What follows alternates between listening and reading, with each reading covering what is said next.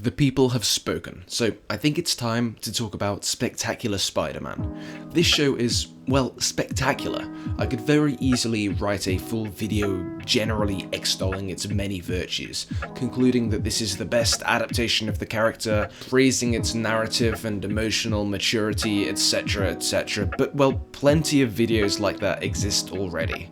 And unlike J. Jonah Jameson, I'm not particularly interested in rehashing old stories. J. Jonah Jameson here.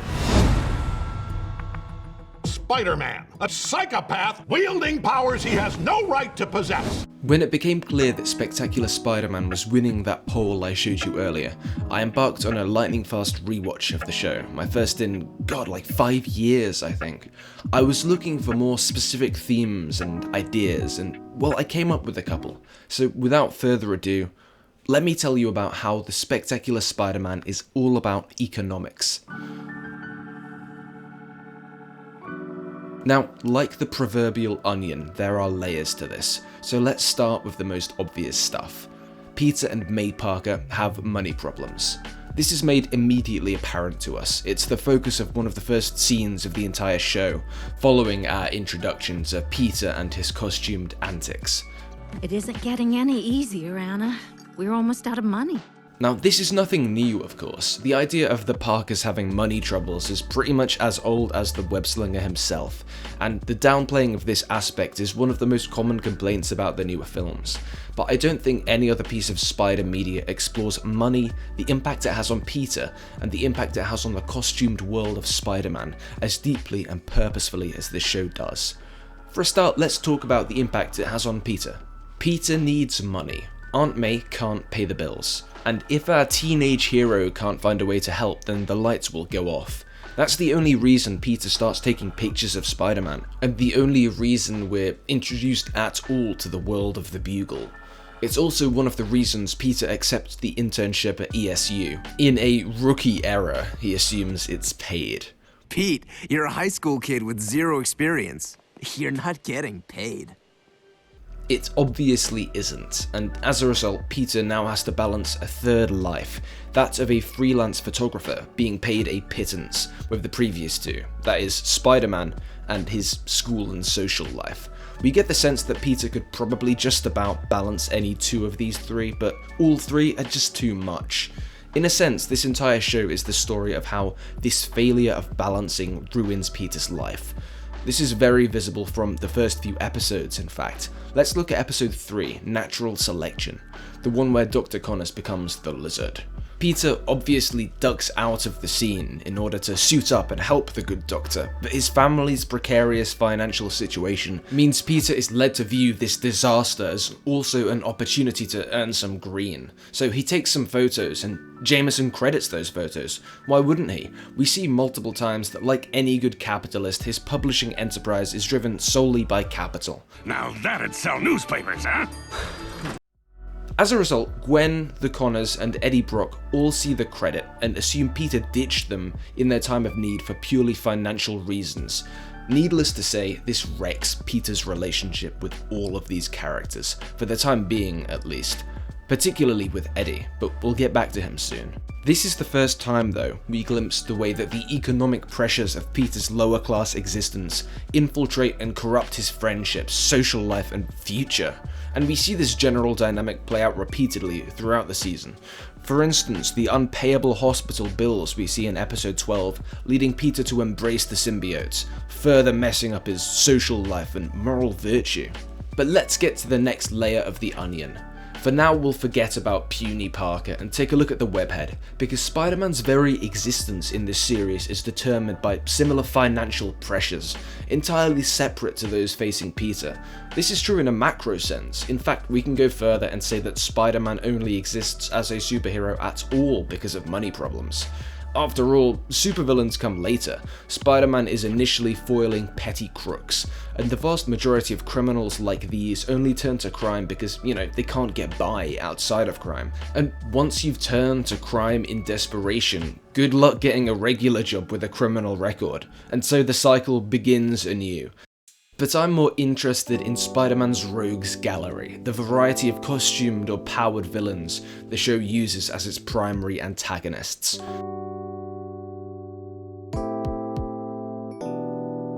Some, like Rhino and Sandman, start out as petty crooks, and it's only when Spider-Man stops them from being able to get an income this way that they get all powered up. When we see them reoccurring, it's almost invariably using these talents to rob banks or museums, blah blah blah, trying to get a big score. Villains like these aren't even necessarily bad people, just look at Flint Marko, aka Sandman. In a Season 2 episode, we see Sandman literally sacrifice himself to save innocents, all after some light encouragement and belief from the guy he'd been trying to squash all year. You get the impression that the only reason Sandy here ever joined the Sinister Six and tried to kill the Wallcrawler was to stop Spider-Man webbing up his income flow. I mean, it's probably pretty hard to land a regular 9-to-5 gig when you're, made of sand. In Sandman, we see a sort of parallel then to what we saw earlier with the way Peter's financial incentive corrupted his friendships and relationships. Only here, Sandman's character and integrity are the things being buried beneath these economic needs. But especially throughout Season 1, financial pressure, be it direct or indirect, creates most of Spider-Man's foes. Let's take a look at Electro and Venom though, because these two villains emerge as a result of both things we've discussed so far. The financial pressures of society at large, but also specifically the choices Peter makes as a result of his need for money. First, Electro. I think there's an argument to be made that Max Dillon gets his powers indirectly due to the ESU lab's inadequate funding, which comes up every now and then. After all, he's the only tech we see working on the equipment, and as someone who's completed his manual handling training, I can tell you that the sort of yanking he's doing in the moments which lead to this disaster is probably a two-man job. I'm not saying that there'd be no Electro if that lab were better funded, but actually no, that is exactly what I'm saying. But getting his powers is one thing. Max doesn't become the villain we all know so well until Spider-Man attacks him, pretty much unprovoked. If this doesn't feel like the hero's usual MO, there's a reason for that. This was a decision made to take and sell those photos we talked about earlier. What I need is a group shot. Move! Say Spider-Man! After this, Electro's grudge is born, and there's no going back. It's a similar story with Venom. The symbiote wouldn't have bonded with just anybody. The reason Eddie is sufficiently full of hate towards Spidey and Peter is pretty similar actually to the factors behind Electro. Partly it's due to the lab's underfunding. Eddie knows that if anything happens to the symbiote, the lab loses its grant, and he loses his job. So what does he see? First, Spider-Man seeming to steal the symbiote, and second, the webhead trying to kill it. And the rest of his rage is directed towards Peter, because of the aforementioned dynamic whereby because of Peter's need for dough, and Jameson's indifference to Peter's requested anonymity, Eddie thinks Peter took pictures of this crime instead of helping. And with this, Venom is born. But I think it's about time we peel off the final layer of the onion. I'll be honest, I'm starting to question this whole onion metaphor, but I started it, so I feel like I have to commit to it. So if we squint through our watering eyes and peel off the last flimsy onion layer, the bulb at the core of the spectacular Spider-Man's onion becomes clear. It's capitalism. Gasp! Capitalism? Causing problems? That would never happen! But sarcasm aside, I'm not just some pseudo-intellectual lefty crying wolf. Well, I guess I am a pseudo-intellectual lefty, but there is something here. I'm positive of it. And I'm not just using capitalism as a catch-all term for money problems. Let me explain what I mean. First, let's rewind to episode 1. As I mentioned earlier, this episode sets up the financial theme pretty strongly straight away. With this in mind, as well as the way economic problems create many of Spidey's other villains, let's look at the Vulture. This is a villain whose origins are tied to Norman Osborn, the wealthy and ruthless head of Oscorp. Let's see the moment where Adrian Toomes snaps. He studied my ideas and rejected them, then announces Oscorp tech flight 4 months later. If you never accomplished anything as a young man, who'd believe you created tech flight as an old one? You will pay me all that I am owed, and you will publicly apologize for stealing my invention! I never apologize, old man! Spectacular Spider-Man's first villain, the one which sets the tone for the entire remainder of the series, straps on his robot wings because a captain of industry steals his labor through his dominance over a complicit system. But this corporate sabotage isn't the only time Norman Osborn rigs the game. Those super criminals I mentioned earlier, the petty offenders getting super juiced up like Rhino and Sandman, these villains are created via a collaboration between Tombstone and Osborne. In this deal, Tombstone gets a distracted Spider-Man, allowing a greater amount of low-level crime, and Osborne gets money. So Osborne doesn't play fair, but he doesn't see it this way. See for yourself. Now, Peter, modesty doesn't become men like us. Smart, driven, responsible, self-made. Osborne thinks he's a self-made man, that he's pulled himself up by his bootstraps. But we are shown him stacking the cards over and over. Why did you tip us off? Tricorp's my competitor in the super mercenary field. If their prototypes go missing, everyone wins. And I suggest his little supervillain production line, artificially manipulating the city's criminal ecosystem, should be read as a metaphor for this fact, that he isn't playing fair. But I'm not the only one suggesting this sort of reading. Look at the episode titles for which the arc in which we see the story playing out. Market Forces, Competition, and The Invisible Hand. These are all explicit references to theoretical tenets of capitalist economics, and show the series creators encouraging us to think about how these mechanisms play out in the show. So we're shown Norman Osborn, this capitalist captain of industry, claiming to have built his fortune and power off his own back, but the way he immediately steals the labor of Adrian Toomes highlights the inherent contradiction of this position. It's impossible to build a corporation by yourself, because the operation and success of such an undertaking is determined by everyone working there, not just the boss. But Norman is blind to this, or chooses to ignore it. That's why he disrespects his workers like Otto. That's why he steals labor. That's why he rigs the game in both the corporate world and the criminal one.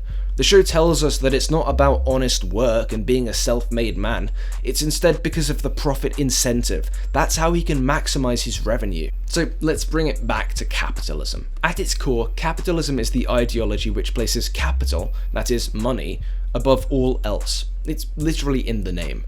The belief is that so long as businesses are all driven by this profit incentive, the competition of different businesses for the most profit will result in the best conditions for the consumer and the best products.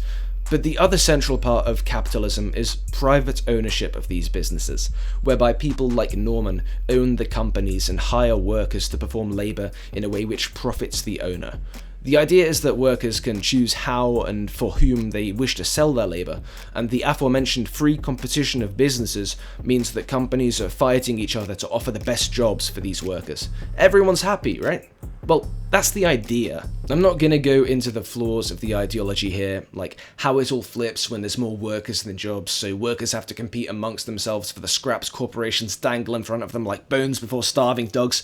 I'm not gonna get into that. The issue which brings us back to Spider-Man is that when you have someone like Norman Osborn, whose sole goal is maximum profit by any means necessary, and possesses an immense amount of control over the market, money, and power, it doesn't make sense for them to play fair, so they rig the game, stack the decks, like we see Norman do over and over again, to keep the fortunes coming in. Like we see with Vulture, those below the top dog don't get their fair share. By the logic of capitalism though, Norman Osborn is playing his part perfectly. But how does this all tie together? What onion-esque membrane connects all these layers? Well, I'm glad you asked, hypothetical strawman viewer. Let's get back to those episode titles and the way they invoke capitalist theory while showing us the emergence of new supervillains engineered to compete with Spidey. The crucial part of this, the show's economics, comes when we consider the market of superpowers. If, as Norman Osborn undoubtedly would, we consider Spider-Man's world as we might Peter's, that is a capitalist system, then the supercriminals manufactured by Oscorp function as business competition for our hero. Spidey's appeared on the market, as it were, with a unique and unstoppable new product, i.e. superpowers. Thus, the individual figures transformed by this market arms race, people like Flint Marko and Alex O'Hearn, aren't even really that important, because if not them, any number of other people in this situation would have been transformed into villains for hire. And if not Vulture, some other scientist or technician would have had his work stolen by Osborne and sought vengeance in a similar way. This is commodification in action, the process by which people and things become reproducible generic goods to be traded. All these characters then become subjects of a system far greater than themselves. In the process, they lose their individual agency, shown by their symbolic transformation into monsters and animals. It suggests they're no longer properly human. So if there's one thing which unifies every problem Peter Parker and Spider-Man face, it's money, financial pressure, economic determinism. Peter's life and relationships are messed up because of the photography side hustle he's forced to have. Electro and Venom become his villains in part because of this too. The crime Spidey faces is motivated by money, both small scale and large scale, with the revolving door of supervillains he faces being the result of Norman Osborn and Tombstone's profit incentive. And the show suggests that, as a result of these two entrepreneurs' devotion to capitalist ideology, they create a rogues gallery of would-be free market competitors for Spider-Man's unique niche, that is superpowers. The framework of capitalism here is indistinguishable from the framework of supervillainy. The result of this is a series which time and time again thrusts finance and economics to the forefront, thematically speaking, in which worthless is the ultimate insult. I know, Harry. Look, I'm worthless, but nothing. Again and again, we see the harm caused by the way characters like Peter and Norman Osborn pursue monetary gains, but neither character really has a choice in the matter. Peter is forced to ruin his life for a minor wage due to his family's precarious situation, and as for Norman, he's the owner of a corporation in a capitalist society whose ideology dictates that accruing profit by any means necessary is the correct thing to do. What else would he do? What we're seeing here then is a world in which no one has any real power to act freely, bound instead as if by invisible webs. It's a world in which financial pressure on both a personal and societal level determines your actions, creates villains of men, and infiltrates and corrupts friendships and relationships on every level. I don't know about you, but all of that sounds pretty familiar to me. As a result, in my eyes, this is one of the most realistic superhero shows ever made. So there you have it. Maybe capitalism is the real villain of the Spectacular Spider-Man. Don't forget to downvote the video and call me a woke SJW snowflake in the comments. But no, seriously, if you're still watching this and you're not convinced by my argument, give the show another watch yourself, and pay attention to the economics at play here. It's clearly a prominent theme, so if you think I've got the wrong end of the stick, I'd love to hear your suggestions for the real message that I missed. And if this has just bored you tremendously, then don't fret too much. I currently have like 2 other ideas for less complex video essays on this show, so drop a sub if you want to catch those when they come out. I've really enjoyed revisiting this show though, and I hope some of you at least have enjoyed this journey through the show's financial themes and potentially radical politics. This one took a while to put together though, so if you have, I'd really appreciate you dropping a like below. But thanks for watching, and I'll see you soon.